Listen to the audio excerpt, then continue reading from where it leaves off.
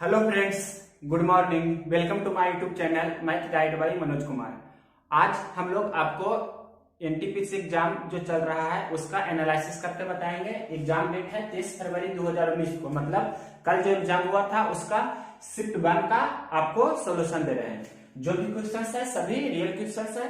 तो देखिए question number first, 6, 7, 1, 4, 2 का माध्य को आप औसत भी बोलते हैं, तो औसत भी इसे बोल सकते हैं, या इंग्लिश में मीन या एवरेज, जो भी करिए निकालना है। तो माध्य औसत बराबर क्या होता है? योगफल बटा संख्या, मतलब टोटल सभी को जोड़ेंगे, मतलब 6 + 7 + 1 + 4 + 2 और 1, 2, 3, 4, 5 है तो बटा 5, इस प्रकार से। अब इसे हल कर देंगे तो 6, 7, 13, 1, 14, 4, 18, 18, 2, 20, तो 20 बटा 5, इसका मतलब आपका आंसर कितना हो जाएगा? 4 आपका हो गया मीन, एवरेज या माध्य औसत, जो भी कहिए।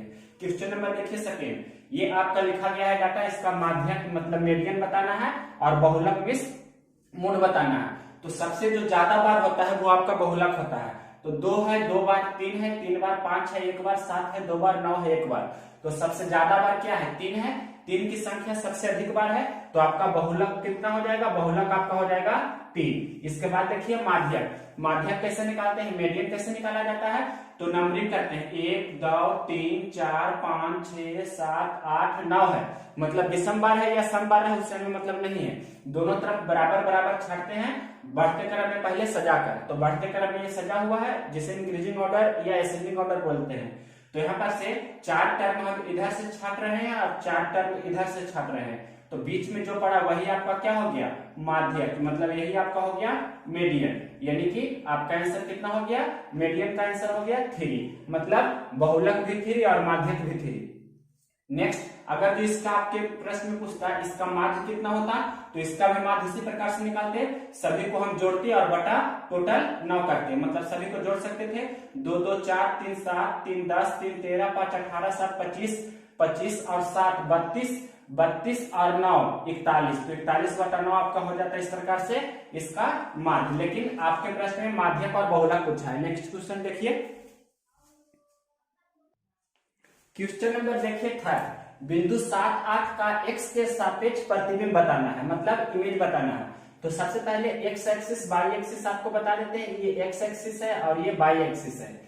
7 और 8 को दिखाना है, मतलब x एक्सिस पर 7, मान लीजिए कि 7 यहाँ पर होगा और 8 y एक्सिस पर 8 यहाँ होगा मान लीजिए, तो दोनों जो मिलेगा तो मान लीजिए कि ये वाला पॉइंट है जो कितना है? 7 है और 8 है।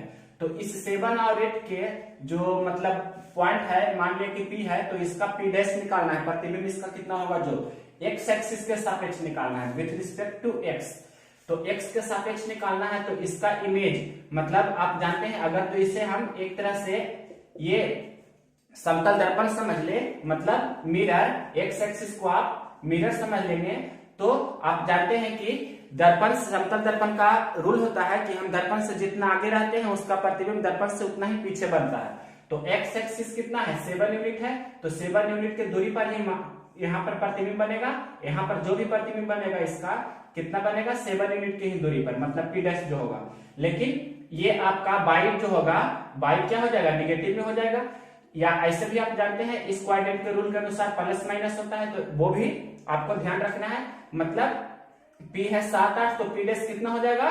7, -8, ये आपका हो जाएगा आंसर। अब क्वेश्चन नंबर देखिए क्वेश्चन नंबर 4 नंबर क्वेश्चन बोल रहा है कि कोई धन 4% चक्रवृद्धि ब्याज की दर से 2 वर्ष में 338 रुपये हो जाती है, तो वह धन आपको बताना है कितना होगा। जो यानी कि आपके प्रश्न में मूलधन पूछ रहा है और अमाउंट कितना दिया है आपके प्रश्न में? 338 रुपया, और आपके प्रश्न में दिया गया है टाइम दिया गया है 2 वर्ष का, और रेट कितना दिया गया है प्रश्न में? 4% का।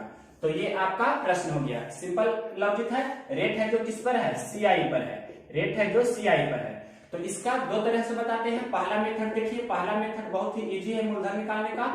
प्रश्न में 338 रुपया क्या है आपका? 338 रुपये मिश्र धन है और 4% की दर से 2 वर्ष का CI कितना होगा? तो 4 चौके 16 और 4 दूनी 8, मतलब 8.16% होगा। तो मिश्रधन कितना हो जाएगा? मिश्रधन हो जाएगा 100% और प्लस कितना, मतलब 108.16%। यानी कि मिश्रधन की तुलना हम मिश्रधन से कर देंगे इस प्रकार से, और आपको क्या निकालना है, आपको मूलधन निकालना है, तो मूलधन मतलब होता है 100%। तो ये हो गया आपका मेथड फर्स्ट। इसका सोल्यूशन कीजिएगा, आपका आंसर आ जाएगा। मेथड सेकंड देखिए, मेथड सेकंड आपको इस तरह से समझना है कि रेट दिया है कितना 4%, तो 4% को हम फ्रैक्शन में कर लेंगे तो कितना हो जाएगा इस प्रकार से 25 1/25, मतलब r का मान हो गया 1/25। ये 2 वर्ष के लिए है, तो मूलधन और मिश्रधन का रेशियो देखिए ध्यान से, मूलधन 25 है तो 25 से और ब्याज 1 हो रहा है, मतलब 25 से कितना हो रहा है 26, यानी कि 25 रुपया हो जाता है 26 रुपया। उसी प्रकार से 2 वर्ष के लिए है तो 2 बार इस प्रकार से लिखेंगे। अब देखिए 25 से 25 गुना 25 करेंगे, यहाँ पर 25 गुना 25 और यहाँ 26 गुना 26, तो 676 ये होता है, ये कितना होता है 625। आपके प्रश्न में मिश्रधन कितना दिया है, मिश्रधन दिया है 338 रुपया, मतलब यहाँ ऐसे भी लिख सकते हैं डायरेक्ट। देखिए ध्यान से, आपको ये प्रिंसिपल निकालना है तो प्रश्न में क्या दिया है, मिश्रधन दिया है 338, तो मिश्रधन 338 हमने लिखा और रेशियो में मिश्रधन कितना आ गया 676। आपको क्या निकालना है, आपको निकालना है मूलधन, तो मूलधन निकालना है तो गुना कितना करेंगे 625 इस प्रकार से। या आप डायरेक्ट भी कर सकते हैं कि ध्यान से देखिए कि 638 रेशियो का वैल्यू कितना दिया है 338, मतलब ये इसका आधा हो रहा है, हाफ हो रहा है, तो 625 का इसलिए कितना होगा, इसका भी हाफ होगा, मतलब 625 का आधा कितना होगा, तो 624 का आधा कितना होता है 312.5, मतलब ये आपका इतना आंसर हो जाएगा। यहां से भी कर सकते हैं 338 दूनी 676, तो 625/2, मतलब इस प्रकार से आपका फाइनल आंसर हो जाएगा। ये दोनों तरीका आपको समझ में आना चाहिए, और एक फार्मूला मेथड भी होता है। अब क्वेश्चन नंबर देखिए 5, क्वेश्चन नंबर देखिए 5 नंबर क्वेश्चन है 16,800 रुपया का 6.25% वार्षिक साधारण ब्याज की दर से 9 माह का साधारण ब्याज क्या होगा। सिंपल क्वेश्चन है, साधारण ब्याज पूछ रहा है, तो साधारण ब्याज पर आप जानते हैं मूलधन गुना दर गुना समय बटा 100, इस प्रकार से सिंपल अप्रोच है, या r/100 भी यहाँ पर लिख सकते हैं। देखिए मूलधन आपके प्रश्न में कितना दिया है, मूलधन दिया है 16,800, दर कितना दिया है 6.4%, तो 6 चौक 24 से 25/4%, मतलब 25/4 गुना 1/100 लिख सकते हैं। टाइम कितना दिया है 9 महीना, तो 9 महीना को वर्ष में बदल लेंगे तो 9/12 हो जाएगा। इसे हल कर दीजिए तो 2 जीरो से 2 जीरो हमने कैंसिल कर दिया, और भी यहाँ पर से ये 12 से कैंसिल हो जाएगा, 12 एकम 12, 4 और 8, 12 चौक 48, मतलब 12 गुना 14 होता है 168, और भी कैंसिल कर सकते हैं, 2 से 2 दूनी 4 और यहाँ से 7 दूनी 14। अब देखिए ध्यान से, यहाँ पर से 7 गुना 25 गुना कितना करेंगे 9, तो 25 सत्ते 75 से 175 गुना कितना कर देंगे 9/2, तो 175 गुना 9 कितना होगा, 9 × 5 = 45 के 5 बाकी 4, 9 सत्ते 63 और 4 67 बाकी 6, 9 और 6 1575/2, तो भाग दे देंगे 2 से, मतलब 2 सत्ते 14, 1 और 7 2 8 16, फिर 1 5 2 सत्ते 14, मतलब 787.5 इतना रुपया आपका आंसर हो जाएगा। क्वेश्चन नंबर देखिए 6 यहाँ बता रहे हैं, 6 नंबर क्वेश्चन आपका है, ये बहुत अच्छी क्वेश्चन है। ये आपको समझना है कि किसी द्विघात समीकरण का मूल, मतलब उसका जो रूट होता है 6 और -5 है, तो वह द्विघात समीकरण बताना है। तो द्विघात समीकरण का मूल हमने मान लिया, पहला मूल है को अल्फा, दूसरा मूल को बीटा, बीटा कितना है -5, देख लेते हैं एक बार, -5, 6 और -5 है, तो कैसे बनाना है आपको, ये द्विघात समीकरण का फॉर्मूला होता है, द्विघात समीकरण का क्या फॉर्मूला होता है कि x² minus alpha plus beta into x plus alpha गुने बीटा बराबर 0, मतलब ये अल्फा प्लस बीटा को मूलों का योग बोलते हैं, अल्फा गुना बीटा को मूलों का गुणनफल। तो अल्फा प्लस बीटा निकाल लीजिए तो कितना हो जाएगा 6 प्लस -5, यानी कि 6 - 5 बराबर कितना हो गया 1। उसी प्रकार से अल्फा गुने बीटा निकाल लीजिए, तो अल्फा गुने बीटा कितना हो जाएगा 6 गुना -5, तो यहाँ पर से हम बोल सकते हैं कितना हो जाएगा -30। अब यहाँ रख देंगे, मतलब x² minus alpha plus beta का मान कितना है 1, तो यहाँ पर 1 इंटू एक्स प्लस अल्फा गुने बीटा, मतलब 6 गुना -5, तो यहाँ पर से -30 हुआ बराबर 0। आपका आंसर हो जाएगा x² माइनस 1x, या सिर्फ x रख सकते हैं, और -30, ये आपका फाइनल आंसर हो जाएगा द्विघात समीकरण। नेक्स्ट क्वेश्चन देखिए 7 नंबर, क्वेश्चन नंबर देखिए 7, किसी जीपी मतलब ज्योमेट्रिक प्रोग्रेशन जिसे गुणित श्रेणी बोलते हैं के प्रथम पद 2 है और सार्वनुपात 3 है, मतलब इंग्लिश में इसे बोलेंगे तो if the first term of geometric progression is 2 and their common ratio is 3 then find its fifth term. That means कहने का मतलब किसी भी जीपी का आपको दिया गया है प्रथम पद 2 और सार्वनुपात 3। प्रथम पद कहने का मतलब T1 दिया गया है 2 और सार्वनुपात मतलब R कितना दिया गया है 3। तो आपको कितना कैमा टर्म निकालना है, पांचवा पद ज्ञात कीजिए, मतलब T5 आपका मान निकालना है। तो जीपी के लिए हम आपको बता देते हैं, समझना है थोड़ा सा जीपी का बेसिक आपको आना चाहिए। कंप्लीट बेसिक यहाँ बता रहे हैं, मात्र 2 मिनट आपको ध्यान से देखना है। तो सबसे पहले एपी जान लीजिए, एपी क्या होता है, एपी को थोड़ा बता देंगे, उसके बाद एपी तो आप जानते होंगे, एपी भी हल्का सा जान लीजिए। एपी मतलब क्या होता है कि A plus D, A plus 2d, इसी प्रकार से अंतिम पद कितना होता है A plus N minus 1 into D. मतलब पहला पद को अगर जो T1 लिखेंगे, दूसरा पद को T2 लिखेंगे, तीसरा पद को T3, उसी प्रकार से अंतिमा पद को Tn लिखेंगे। ये क्या होता है, एपी में इस प्रकार से होता है। और एपी को प्रथम पद को A1 बोलते हैं, दूसरा पद को ए प्लस डी, तीसरा पद को ए प्लस 2d, इस प्रकार से। और एपी के अंतिमा पद को कितना बोला जाता है A plus N minus 1 into D. AP के जो होता है n पदों का योगफल क्या होता है Sn बराबर n/2 और 2a plus n minus 1 into D. एक फॉर्मूला और होता है Sn बराबर n/2 first term plus last term, ये भी होता है। तो उसी प्रकार से जीपी आपको समझना है। जीपी का रूल होता है पहला पद को T1, दूसरा पद को हम T2 मानते हैं, तीसरा पद को T3 मानते हैं, चौथा पद को T4 मानते हैं, अंतिमा पद को Tn मानते हैं। तो इसमें एपी में क्या होता है, एपी में सार्वंतर होता है। सार्वंतर में कहने का मतलब डी बराबर होता है दूसरा पद माइनस पहला पद, उसी प्रकार से डी बराबर लिख सकते हैं तीसरा पद माइनस दूसरा पद, इस प्रकार से मतलब कंटिन्यू चलते रहता है, दूसरा माइनस पहला, तीसरा माइनस दूसरा। लेकिन इसमें कॉमन रेशियो होता है, मतलब दूसरा बटे पहला, तीसरा बटे दूसरा। आपको ये भी समझना है, पहला पद को ए लिखते हैं, दूसरा पद को ए आर, तीसरा पद को ए आर स्क्वायर, चौथा पद को ए आर पे पावर 3, उसी प्रकार से अंतिमा पद को लिखेंगे ए आर पे पावर n माइनस 1। मतलब प्रथम पद T1 को ए, T2 को ए आर, T3 को ए आर स्क्वायर। और यहाँ पर से कॉमन रेशियो मतलब सार्वनुपात जिसे बोलते हैं, ये सार्वनुपात आपको क्वेश्चन में लिखा होगा, सार्वनुपात होता है T2 बटे T1। उसी प्रकार से आप लिख सकते हैं या T3 बटे T2, मतलब कोई भी पद लिखेंगे और बटा उसके पहले वाला पद, इस प्रकार से ये रहता है। आपको इसके बाद इसमें जानना है कि अंतिमा पद कितना होता है, तो a इंटू आर पे पावर n माइनस 1। इसका Sn क्या होता है a इंटू आर पे पावर n माइनस 1 बटा r माइनस 1। ये होता है कब, जब r का मान छोटा हो 1 से तब। और भी इसमें आपको यहाँ बता रहे हैं, एपी तो आपको पता होगा, जीपी के बारे में 2 फॉर्मूला और आपको ध्यान रखना है क्या, जो भी यहाँ पर हम लिख ही देते हैं। तो दूसरा फॉर्मूला Sn का होता है a इंटू 1 माइनस आर पे पावर n बटा 1 माइनस r।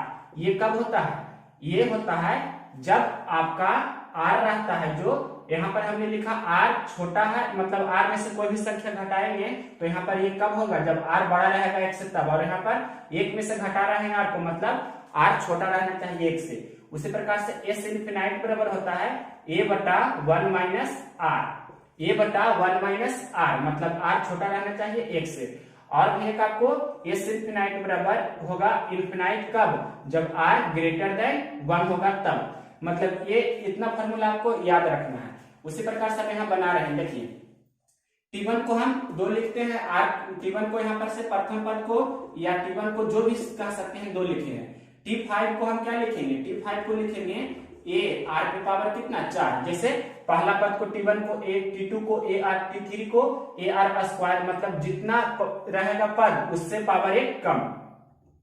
चौथा पद है तो a r पे पावर 3 है, पांचवा पद रहेगा तो a r पे पावर 4 रहेगा। सिंपल अप्रोच है। तो a का मान कितना है 2 है और r का मान कितना है, r का मान 3 है, तो इस पर पावर कितना है 4। बस हल कर देंगे तो 2 गुने 3 पे पावर 4 81 होता है, तो 81 दूनी 162 आपके प्रश्न का आंसर हो जाएगा। सिंपल अप्रोच है, आपको इतना ध्यान रखना है, ये जो हमने इतना जीपी के बारे में आपको बताया है। इसके बाद देखिए क्वेश्चन नंबर 8।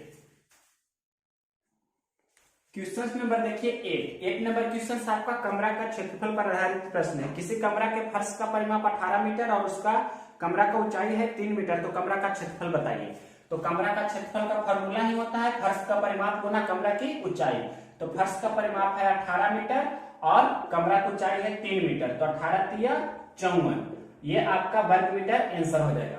सिंपल क्वेश्चन है, कमरा का क्षेत्रफल बराबर फर्श का परिमाप गुना कमरा की ऊंचाई। यहाँ पर से इसके बाद देखिए क्वेश्चन नंबर 9 नंबर क्वेश्चन है, दो संख्याओं का अनुपात 9:5 है। दो संख्या है उसका अनुपात है 9:5। पहली संख्या में 9 जोड़ा जाए, पहली संख्या में 9 जोड़ा जाए और दूसरी संख्या में 5 घटाया जाए, दूसरी संख्या में 5 घटाया जाए, तो यह नया अनुपात 3:1 हो जाता है। नया अनुपात कितना हो जाता है? 3:1 हो जाता है।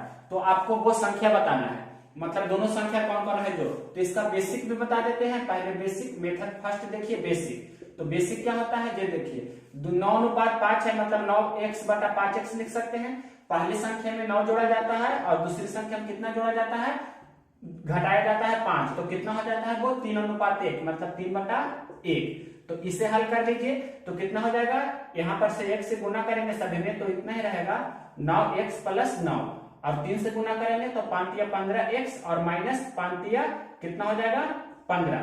तो 15x में से 9x जाएगा, इस प्रकार से आप कर सकते हैं। और इधर +9 है, -15 इधर आएगा तो +15, मतलब 24 बराबर कितना हो जाएगा, 15 में से 9 जाएगा तो 6x। तो x का मान कितना हो गया 4, x का मान 4 हो गया। कहने का मतलब दोनों संख्या कितना था, 9x और 5x था। तो आपका आंसर हो जाएगा 9 × 4 और 5 गुना कितना 4, मतलब 9 चौके 36 और 5 चौके 20। तो 36 और 20 आपका आंसर हो जाएगा। अब देखिए क्वेश्चन नंबर 9 का मेथड सेकंड बता रहे हैं। मेथड फर्स्ट आपने बेसिक देख लिया, तो सेकंड मेथड क्या कहता है, पहले इस प्रकार से 9 × 1 करते हैं और 5 × 3 करते हैं। तो 9 × 1 किए तो कितना हो गया, 9 × 1 मतलब +9 और 5 × 3 मतलब ये कितना है +15। तो ये दोनों का गैपिंग कितना हुआ, 15 और 9 मतलब 9 और 15 का गैपिंग, या 15 और 9 का गैपिंग 6, मतलब यहाँ पर से हमने अंतर लिखा। तो यहाँ का अंतर कितना हुआ 6। उसके बाद अब ये दोनों को बारी बारी से करेंगे, कहने का मतलब इसमें और इसमें। तो ये कितना हो जाएगा, देखिए पहले 3 × -5, तो ये हो जाएगा आपका कितना 3 × -5 तो -15 और +9 × 1, तो इसका कितना हो गया +9, मतलब ये दोनों को गुना किए हैं और ये दोनों को गुना किए हैं। तो ये दोनों को गुना किए हैं तो +9 × 1 मतलब +9, 3 × -5 तो 3 × -5 कितना हो जाएगा -15। अब माइनस प्लस का अंतर कितना होता है, माइनस प्लस का अंतर निकालने के लिए जोड़ते हैं तो 15 और 9 का अंतर कितना हो जाएगा 24, यानी कि अंतर मतलब 6 रेशियो का वैल्यू यहाँ अंतर में कितना है 24। तो 1 रेशियो का वैल्यू कितना होगा 24 बटा कितना 6, कहने का मतलब 4। 1 रेशियो का वैल्यू 4 यूनिट हो गया, तो 9 रेशियो का वैल्यू कितना होगा 9 × 4 और 5 रेशियो का वैल्यू होगा 5 × 4, यानी कि 9 चौके 36 और 5 चौके 20। इस प्रकार से भी आप बना सकते हैं 36 और 20। क्वेश्चन नंबर 9 के बाद देखिए 10 नंबर क्वेश्चन नंबर 10 देखिए, 12, 15 और 18 से विभाजित होने वाली सबसे छोटी संख्या बताइए। तो 12, 15 और 18 का आपको क्या निकालना है, एलसीएम। सिंपल क्वेश्चन है, 12 है, 15 है और 18 है। तो आपको पता होगा 12, 15 और 18 का एलसीएम कितना हो जाएगा 180। कैसे होगा 180 वो भी आपको डिटेल से बता देते हैं। तो एलसीएम निकालने के दरमियान सबसे बड़ी संख्या को लेते हैं। तो 12, 15, 18 में सबसे बड़ा कितना है 18, तो 18 में 18 से भाग लग रहा है तो ये तो ठीक है, लेकिन 15 में 18 से नहीं लग रहा है। तो कौन कारण से नहीं लग रहा है, तो 5 × 3 होता है 15 में, तो 18 में पहले से ही मतलब 18 को लिख सकते हैं 6 × 3 मतलब 18 में 3 ऑलरेडी पहले से है, तो हम 5 इसमें दे देंगे। अब कितना हो गया 18 × 5 = 90, तो 15 × 6 = 90 हो जाता है, यानी कि 15 18 से भी लग रहा है और 15 से भी लग रहा है। अब देखिए 12 से ये नहीं लग रहा है 90 में, तो कौन कारण से नहीं लग रहा है, जो देखिए 12 को आप लिख सकते हैं यहाँ पर से 6 × 2, तो 6 पहले से इसमें ऑलरेडी है तो 2 नहीं है, मतलब 2 के कारण ऐसे 6 में 1 2 है, लेकिन इस 6 में भी 1 2 है। देखिए 6 पहले से है तो 6 का काम हमें हो गया। अब 2 एक और चाहिए तो 2 हमने दे दिया। अब 18 × 5 = 90 दूनी कितना हो गया 180, तो 12 × 15 करेंगे तो 180 होता है, मतलब 180 में 12 से भाग देंगे तो लग जाता है। तो यही आपका हो जाएगा एलसीएम। क्वेश्चन नंबर 10 के बाद देखिए क्वेश्चन नंबर 11 नंबर क्वेश्चन है 7500, इस प्रकार से लिखा गया है, लैंग्वेज में नहीं है, सिंपल है। 1250 है और भागा कितना है आपके प्रश्न में 50 है। तो सिंपल क्वेश्चन है 7500 प्लस 1250/50 कर देंगे तो ये कितना हो जाएगा 25 से, यानी कि 75-25 आपके प्रश्न का आंसर हो जाएगा। ये तो सबसे इजी क्वेश्चन था। क्वेश्चन नंबर देखिए 12 नंबर क्वेश्चन क्या कह रहा है। ये क्वेश्चन है, यहाँ पर आपको 2601 रुपया को उतने व्यक्तियों के बीच इस प्रकार बांटना है कि सभी व्यक्तियों की संख्या के बराबर मिले। तो व्यक्तियों की संख्या बताना है। 2601 रुपया को बांटना है कि व्यक्तियों को मतलब बराबर बराबर मिले। तो 2601 रुपया को आपको विभाजित करना है, मतलब डिवाइड करना है। तो x व्यक्ति को x रुपया मिल रहा है, तो टोटल कितना है 2601 रुपया। या आप डायरेक्ट भी बोल सकते हैं कि x स्क्वायर बराबर 2601 होता है, मतलब x का मान कितना होगा 2601 का वर्गमूल। और यहां से देख सकते हैं 50 से 1 ज्यादा है, मतलब ये 51 का स्क्वायर हो रहा है ना, 50 से 1 ज्यादा तो 1 का स्क्वायर 1 और 25 में 1 जोड़ देंगे तो 26, मतलब ये 51 का स्क्वायर था। तो 51 का स्क्वायर का इस प्रकार से हम वर्गमूल में लिख सकते हैं, स्क्वायर से रूट कैंसिल हो जाएगा, यानी कि 51 आपके प्रश्न का आंसर होगा। शॉर्ट वे में बोल सकते हैं 2601 का वर्गमूल ही आपका आंसर है। क्वेश्चन नंबर देखिए 13। क्वेश्चन नंबर 13 कह रहा है कि किसी वर्ग में लड़के और लड़कियों का अनुपात 3:5 है एवं कुल विद्यार्थी 40 है, तो लड़कों की संख्या बताइए। प्रश्न दिया है किसी भी वर्ग में बॉय और गर्ल का रेशियो है 3:5 है और टोटल स्टूडेंट्स है 40, मतलब बॉय और गर्ल्स टोटल को मिलाकर आपके प्रश्न में कितना दिया है 40। तो यहाँ पर रेशियो में कितना है 3 और 5 8, यानी कि 8 रेशियो का वैल्यू आपके प्रश्न में कितना दिया है 8 रेशियो का वैल्यू 40 दिया है, तो 1 रेशियो का वैल्यू 5 हो जाएगा। तो आपको अगर जो गर्ल्स पूछता तो कितना हो जाता, गर्ल्स हो जाती 5×5 = 25, और अगर जो बॉय पूछता है तो कितना हो जाएगा 3×5 = 15, मतलब ये आपका पूछ रहा है तो ये आंसर हो जाएगा। गर्ल्स पूछता तो 25 हो जाता। क्वेश्चन नंबर देखिए 14 नंबर क्वेश्चन है कि यदि किसी संख्या का 40% 400 हो तो वह संख्या बताइए। मतलब किसी भी संख्या का 40% है जो कितना है 400 है, किसी भी संख्या का 40% है जो 400 है, तो 1% कितना होगा 1% होगा 400/40, कहने का मतलब कितना हो जाएगा 10, 1% हो जाएगा 10। तो संख्या पूर्ण संख्या मतलब पूरी संख्या, तो संख्या का मतलब कितना होता है 100%, 1% का वैल्यू 10, तो 100% का वैल्यू कितना हो जाएगा 100। इस प्रकार से आपका इस प्रश्न का आंसर हो जाएगा। 1% का वैल्यू 10, तो 100% का वैल्यू कितना हो जाएगा 1000 होगा, मतलब दोनों तरफ इसमें 100 से गुना किए हैं तो इसमें भी 100 से गुना करेंगे। ये क्वेश्चन नंबर आपका था जो भी यहाँ पर 14 लिखे हैं। अब देखिए क्वेश्चन नंबर 15 नंबर क्वेश्चन क्या कह रहा है कि किसी भी त्रिभुज का क्षेत्रफल और वर्ग का क्षेत्रफल बराबर है। यदि त्रिभुज का आधार 12 सेंटीमीटर हो तो त्रिभुज की ऊंचाई बताइए, यदि वर्ग की भुजा भी 12 सेंटीमीटर हो तो। मतलब सिंपल क्वेश्चन है, त्रिभुज का क्षेत्रफल होता है 1/2 गुना आधार गुना ऊंचाई, वर्ग का क्षेत्रफल होता है भुजा गुना भुजा। और प्रश्न दिया है कि आधार है जो त्रिभुज का आधार है 12, तो त्रिभुज की ऊंचाई बताना है। वर्ग की भुजा कितना दिया है 12, तो 12 गुना 12, यहाँ पर से 1 12 से 1 12 कैंसिल हो जाएगा, और ये तो कैंसिल नहीं होगा, मतलब 2 ऐसे ही रहेगा, लेकिन ये क्रॉस मल्टीप्लिकेशन हो जाएगा 2 गुना 12, मतलब h का मान कितना हो जाएगा 24 सेंटीमीटर। क्वेश्चन नंबर देखिए 16। क्वेश्चन नंबर देखिए ध्यान से 16। जो भी क्वेश्चन है बहुत ही इजी क्वेश्चन है। ये बोल रहा है कि 6 वस्तुओं का क्रयमूल्य 60 वस्तुओं के विक्रयमूल्य के बराबर है। 6 वस्तुओं का क्रयमूल्य 60 वस्तुओं के विक्रयमूल्य के बराबर है। तो यहाँ पर से क्रयमूल्य और विक्रयमूल्य का रेशियो आपको कितना आ रहा है, मतलब क्रयमूल्य के साथ ही 6 है तो यहाँ पर कितना हो जाएगा विक्रयमूल्य 6, और विक्रयमूल्य के साथ गुना है 7, तो क्रयमूल्य हो जाएगा 7। यानी कि 7 रुपए में खरीद रहे हैं और 6 रुपया में बेच रहे हैं। कहने का मतलब आपका प्रॉफिट कितना हो रहा है 1 रुपया का प्रॉफिट हो रहा है। कितना पर हो रहा है 7 पर। तो परसेंटेज लाभ निकालना है तो 100 से गुना कर देंगे। 100/7 का मतलब कितना हो जाएगा 14.2/7% लाभ। ये आपका आंसर हो गया। क्वेश्चन नंबर देखिए इसके बाद 16 के बाद 17 नंबर क्वेश्चन है।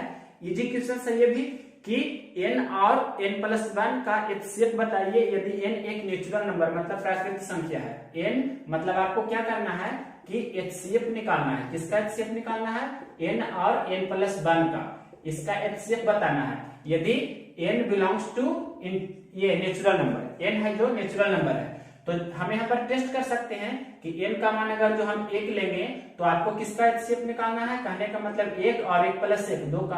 अगर जो n का मान हम 2 लेंगे तो HCF किसका निकालना है 1 मतलब n का मान 2 लिए तो 2 और 3 का, उसी प्रकार से n का मान हम 3 लेंगे, दैट मीन्स एचसीएफ आपको निकालना है 3 और 4 का। तो यहाँ से आपको दिख रहा होगा कि 2 लगातार प्राकृतिक संख्या का एचसीएफ निकालना है। तो 2 लगातार प्राकृतिक संख्या का एचसीएफ कितना होगा? 1 होगा, क्योंकि दोनों का कॉमन फैक्टर सिर्फ 1 ही होगा। 1 और 2 का कॉमन फैक्टर 1 होता है, 2 और 3 का भी 1 होता है, 3 और 4 का भी कॉमन फैक्टर 1 होता है। तो आपका आंसर कितना हो जाएगा? 1। इस प्रकार से आपको इस प्रश्न को ऐसा ध्यान रखना है कि किसी भी दो प्राकृतिक संख्याओं का मात्रा कितना होता है? 1। अगर जो आपका लसा पूछे तो दोनों संख्याओं का गुणनफल होगा, that means n Guna n plus 1। जैसे यहाँ से इसका 1 गुना 2 तो 2 हो जाएगा लसा, यहाँ से 2 3 6 हो जाएगा, यहाँ 12 हो जाएगा। इस प्रकार से क्वेश्चन नंबर देखिए 18। क्वेश्चन नंबर देखिए 18, 52/x और 169/289 का वर्गमूल, तो इसका आपको x का मान बताना है। तो यहाँ पर से 52/x हमने ऐसे ही लिखा, और 169 का 13 वर्गमूल होता है, 289 का वर्गमूल 17 होता है, तो 13 चौके 52 कैंसिल कर दिए, तो 4 गुना 17 कितना हो जाएगा? x गुना 1, मतलब x का मान हो जाएगा 17 गुना 4, कहने का मतलब 17 चौके 68। इजी क्वेश्चन ये भी था। क्वेश्चन नंबर देखिए 19, ये है 15:19 में क्या घटाएं कि 3:4 हो जाए। 15:19 में क्या घटाया जाए कि यह कितना हो जाना चाहिए? 3:4। तो यहाँ पर से भी आप इस प्रकार से यूज कर सकते हैं कि 15 चौके कितना होता है? 15 गुना 4, तो 15 चौके प्लस में 60 हो गया, और 19 ये कितना लिखे हैं? 19, तो 19 गुना कितना करेंगे? 3, तो 19 गुना 3 किए तो कितना हुआ? 57। तो यहाँ अंतर कितना का है? यहाँ अंतर आपको दिख रहा है क्लियरली, कितना है? 3 है, मतलब 3 दोनों में घटा देंगे तो आपका आंसर हो जाएगा।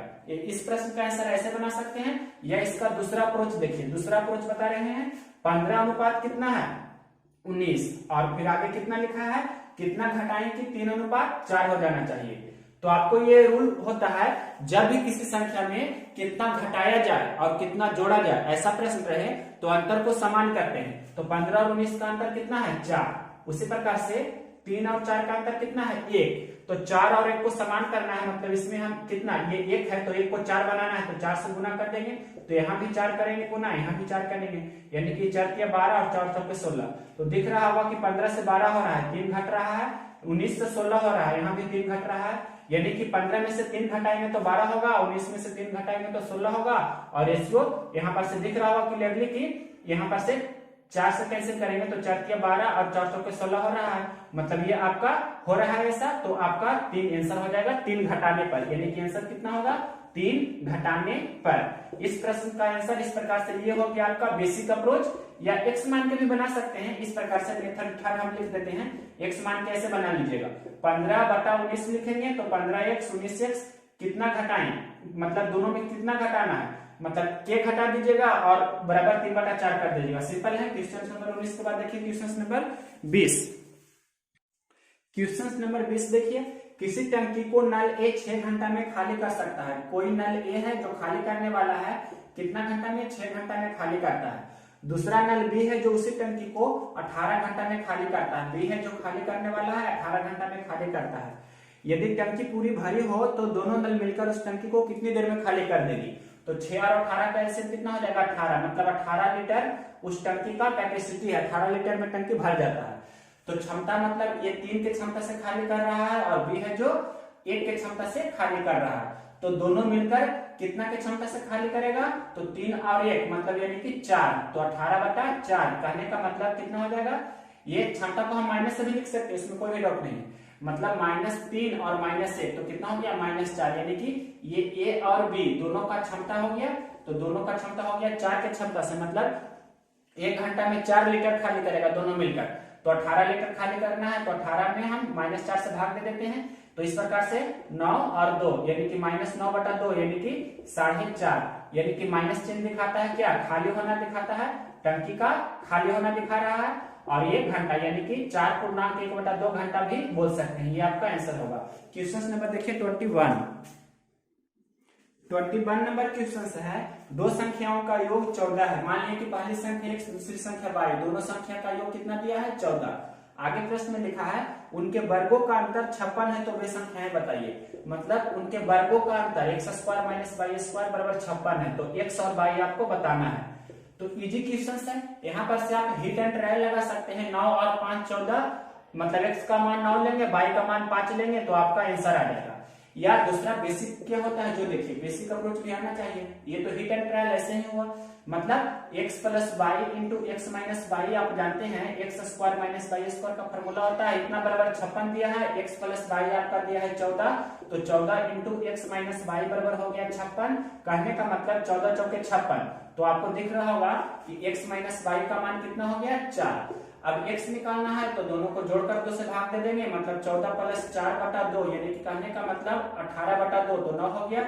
y निकालना है तो दोनों को घटा देंगे और 2 से भाग दे देंगे, तो 10/2 तो 5, 9 और 5 इस प्रकार से भी आ रहा है। क्वेश्चन नंबर देखिए 22 नंबर क्वेश्चन क्या कह रहा है, ये क्वेश्चन है किसी वस्तु का क्रयमूल्य अंकित मूल्य से 10% अधिक है। क्रयमूल्य है जो अंकित मूल्य से 10% अधिक है, तो अंकित मूल्य को हम 100 मानेंगे तो क्रयमूल्य कितना हो जाएगा 10% अधिक, मतलब 110। आगे प्रश्न में लिखा है एवं अंकित मूल्य पर 10% का डिस्काउंट है। डिस्काउंट ऐसे भी अंकित मूल्य पर होता है, तो इस पर 10% का डिस्काउंट है। अंकित मूल्य पर है जो 10% का क्या है डिस्काउंट है, तो 10% का डिस्काउंट कहने का मतलब कितना, 100 रुपए में खरीद रहा है, 100 रुपया अंकित मूल्य है, 10% छोड़ रहा है, मतलब 90 रुपए में बेच रहा है, तो इजी क्वेश्चन हो गया। अब देखिए यहाँ पर से यहाँ रेशियो भी निकाल सकते हैं, क्रयमूल्य और मतलब 11 रुपये में खरीद रहा है, 9 रुपये में बेच रहा है, यानी कि उसे हानि हो रहा है, तो कितना परसेंट का लॉस हो रहा है, तो 2 का कितना पर 11 पर गुना 100, 2/11 का मतलब कितना होता है, 1/11 का मतलब होता है 9.1/11%, तो इसका हो जाएगा 18.2/11% लॉस। इसके बाद देखिए क्वेश्चन नंबर 23।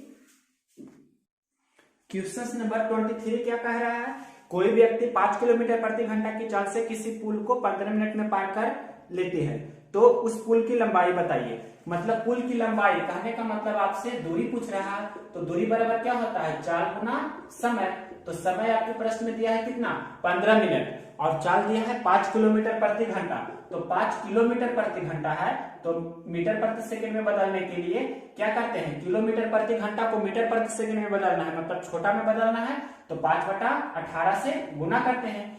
किलोमीटर प्रति घंटा, जैसे 5 किलोमीटर प्रति घंटा है, इसे मीटर प्रति सेकंड में बदलेंगे तो 5/18 से गुना कर देंगे, मतलब तो 25/18 मीटर क्या हो गया प्रति सेकेंड। अब इसके बाद देखिए आपको समय दिया है 15 मिनट, 15 मिनट को हम सेकेंड में बदल देंगे तो कितना हो जाएगा, पर 1 मिनट में 60 सेकेंड, तो 15 मिनट में 15 गुना 60, इस प्रकार से इतना सेकेंड हो गया। अब इसे हल कर लीजिए, तो 6 × 18 और 6 है 60, 3 × 5 = 15, तो 5 × 5 × 5 तो कितना हो जाएगा, और गुना 10, यानी कि 5 × 5 25 × 5 125, 125 × 10 तो 1250 मीटर आपका हो जाएगा उस पुल की लंबाई। ये आपका आंसर हो गया। क्वेश्चन नंबर देखिए 24 नंबर क्वेश्चन क्या कह रहा है कि 5 आदमी 8 घंटे प्रतिदिन काम करके किसी काम को 15 दिन में पूरा कर लेते हैं, तो कितने आदमी 6 घंटे प्रतिदिन काम करके उसी काम को 10 दिन में पूरा कर लेंगे। मतलब आपको यहाँ पर रूल लगाना है M1 D1 T1 बराबर M2 D2 और W, M1 D1 T1, यहाँ M1 D2 T2, यहाँ बटन होता है W1, यहाँ बटन होता है W2, M for mine, D for मतलब प्रतिदिन जो, और T समय या घंटा मतलब जो भी होता है, W क्या होता है बार, तो यहाँ इसका यूज करेंगे। देखिए क्वेश्चन में बोल रहा है जैसे जैसे कह रहा है वैसे वैसे लिखेंगे। 5 आदमी 8 घंटा प्रतिदिन काम करके 15 दिन में किसी काम को पूरा करता है, किसी काम को एक काम मान लेते हैं। आगे प्रश्न में लिखा है कि कितना आदमी, मान लीजिए कि x आदमी, या x के जगह पर हम यहाँ पर m भी मान सकते हैं कि m आदमी 6 घंटा प्रतिदिन काम करके 10 दिन में उसी काम को मतलब एक काम को समाप्त करता है। तो यहाँ से आपको रेशियो मतलब जो भी हल करना है हल कर लीजिए। तो देखिए 3 दूनी 6 और यहाँ से 4 दूनी 8 कैंसिल कर दिया, और 3 से 3 × 5 = 15, और ये 5 से 5 दूनी 10, 2 से 2 दूनी 4, इधर 5 दूनी 10 हो गया, इधर पूरा कैंसिल हो गया, मतलब 10 व्यक्ति, और हमें 10 व्यक्ति मतलब उस काम को है जो 6 घंटा प्रतिदिन काम करके 10 दिन में पूरा कर लेगा, तो ये आपका 10 आदमी आंसर हो जाएगा। तो जितना भी क्वेश्चंस मेरे पास था सभी हमने आपको उसका सॉल्यूशन दिया। तो इस प्रकार से शिफ्ट 1 मतलब 23 फरवरी 2019 शिफ्ट 1 वाला जो सेशन था उसको पूरा किए। अब शिफ्ट 2 का भी बहुत जल्द ही मतलब शाम तक अपलोड कर देंगे। तो नेक्स्ट वीडियो में मिलते हैं। अगर यह वीडियो पसंद है तो इसे लाइक करें और शेयर करें।